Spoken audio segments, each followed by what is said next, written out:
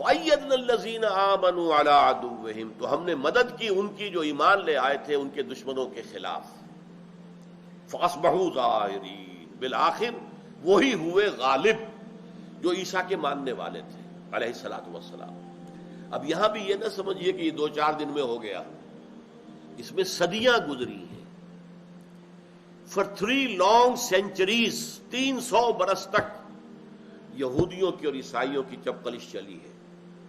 اور رومی جو بت پرست تھے، کافر تھے، انہوں نے یہودیوں کو بھی ستایا، عیسائیوں کو بھی ستایا. اور حواریین مسیح نے پھر جو محنتیں کی ہیں، جو تکلیفیں اٹھائی ہیں، جو مصیبتیں جھیلی ہیں، جو تبلیغ کرنے کے لیے واقعتاً تاریخ انسانی کا وہ بڑا عجیب باب ہے. بڑی محنتیں کی ہیں حواریین نے، اور حق ثابت جو اپنا جو ہے وہ انہوں نے ثابت کر دیا کہ اللہ تعالیٰ کی مدد آئے. لیکن یہ 1-2 دن میں مدد نہیں آ گئی تھی. جیسے حضور صلی اللہ علیہ وسلم کے دعوت کے آغاز سے لے کر اور 17-18 برس کے بعد مدد آئی ہے، اس سے پہلے مدد نہیں آئی.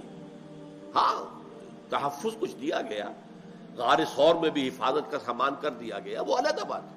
اللہ کی کھلی مدد جس سے کہ فتح حاصل ہو جائے وہ تو نہیں آئی نا، وہ تو 17ویں-18ویں برس میں آ رہی ہے. انا فتحنا لک فتحا مبینا، صلح حدیبیہ کی شکل میں.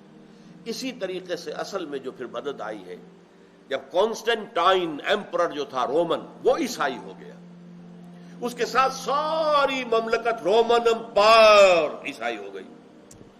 اب ظاہر بات ہے کہ عیسائیوں کو وہ غلبہ حاصل ہو گیا کہ اب انہوں نے یہودیوں کی پٹائی شروع کی.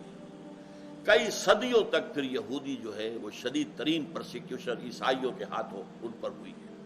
یہ ایک تاریخ کا ایک عجیب باب ہے، بہت لمبا باب ہے. یہاں تو قرآن مجید نے اسے چند لفظوں کے اندر سکیڑ دیا ہے، اسے بالکل جو ہے ایسنس بیان کر دیا. بالآخر نتیجہ کیا نکلا کہ یہودیوں پر وہ عیسائی غالب آئے، اور یہودیوں کو پھر انہی کی پناہ لے کر آج بھی اگر ان کی حکومت قائم ہے تو عیسائیوں کی پناہ میں قائم.